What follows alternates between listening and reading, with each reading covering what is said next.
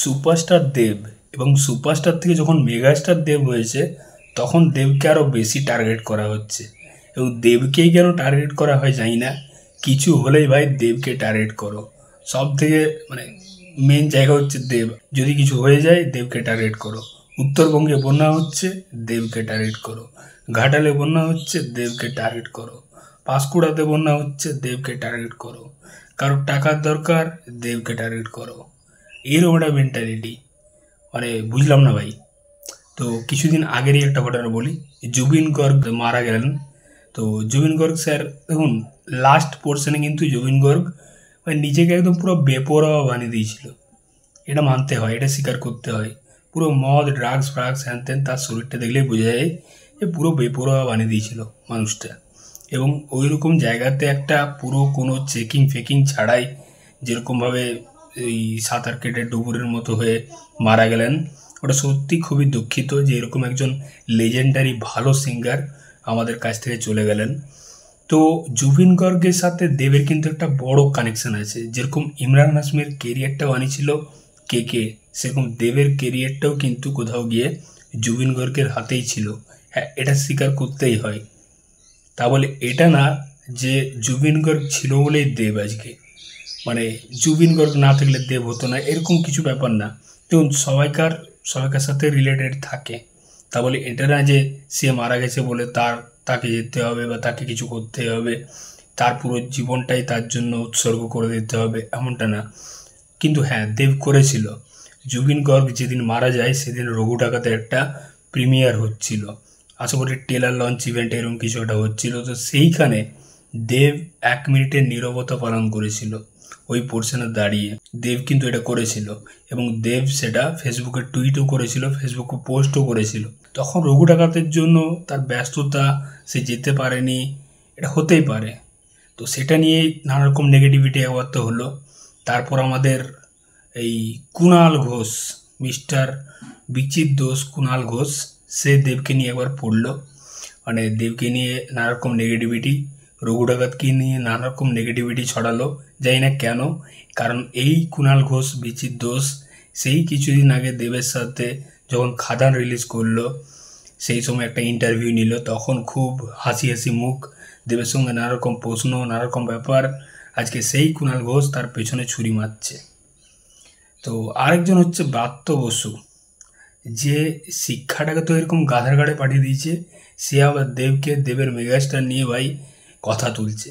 দেবকে মেগাস্টার কেন বলছে, এটা তার উক্তি। বাংলার সব থেকে বড় 5টা হায়েস্ট গ্রসার সিনেমা দেবের ঝুলিতে আছে, দেব দিয়েছিল। সেটা অ্যামাজন অভিযান হোক বা চাঁদের পাহাড় বা খাদান, দেখে নেক, ব্রাত্য বসু একবার দেখে নেক গিয়ে। তো কেন মানুষটাকে মেগাস্টার বলবে না ভাই? আজকে বাংলার ওই পজিশনে কেউ নেই। আজকে দেব মানেই সিনেমা ব্লকবাস্টার, তার নামে সিনেমা চলে, তার নামে সিনেমার টিকিট বিক্রি হয়, তার নামে হল সংখ্যা বাড়ে। তো কেন ভাই তাকে মেগাস্টার বলবে না? এরা কোথার থেকে আসে জানি না ভাই। এবং কিছু হলে এই যে টার্গেট করা ব্যাপারটা, উত্তরবঙ্গে বন্যা হচ্ছে দেবকে টার্গেট করো, এই জিনিসটা খুবই খারাপ ভাই। আরও তো মানুষ আছে, আরও তো সেলিব্রিটি আছে তারা।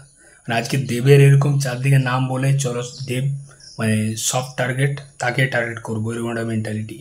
এবং এটা জিতের ক্ষেত্রে হয় কিছু কিছু ক্ষেত্রে, এই জিনিসটা দেখেছি। তো এগুলো খুবই খারাপ জিনিস ভাই। এই যারা নেগেটিভিটি ছড়ায় তারা জাস্ট নেগেটিভিটি ছড়াবে, আর কিছু করতে পারবে না।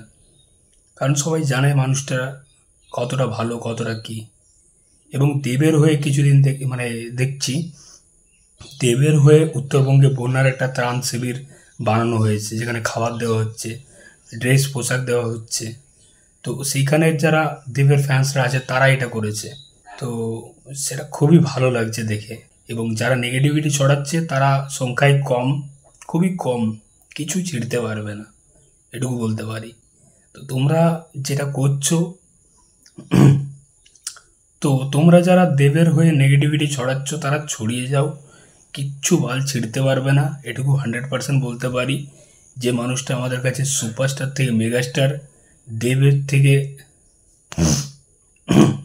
যে মানুষটা আমাদের কাছে সুপারস্টার থেকে মেগাস্টার হয়েছে, আজকে ওই খোকাবাবু চ্যালেঞ্জ করে রঘু ডাকাতের মতো সিনেমা করছে, সেই মানুষটা আরও উপরে নিয়ে যাবে বাংলা সিনেমাকে, এটা বিশ্বাস আমাদের। তো যাই হোক, তোমাদের মতামত অবশ্যই কমেন্ট বক্সে জানিও। চললাম, আর এদের সাথে মুখ লাগিয়ে কোনো লাভ নেই, এরা নেগেটিভিটি ছড়াবেই ভাই, এদের কিছুতেই পোষাবে না। দেব যতই করুক এদের জন্য, যতই করুক মানুষের জন্য, এদের কিছুতেই পোষাবে না। যাই হোক, এদের সাথে কোনো সং নেই। তোমাদের মতামত অবশ্যই জানিও কমেন্ট বক্সে। চললাম, দেখা হচ্ছে পরের ভিডিওতে। চ্যানেলটাই নতুন হয়ে থাকলে অবশ্যই কিন্তু সাবস্ক্রাইব করে যাও। টাটা। দেখুন, কিছু মানুষ আসে, মানে মানুষ যত উন্নতি করে না, তার পেছনে কাটি করার মানুষ কিন্তু আরও বেশি বেড়ে যায়, এটা হয়। তো যারা এই নেগেটিভিটি ছড়াচ্ছে, ছড়াক, আরও বেশি করে ছড়াক, তারা কিচ্ছু বাল ছিঁড়তে পারবে না, এটুকু বলতে পারি।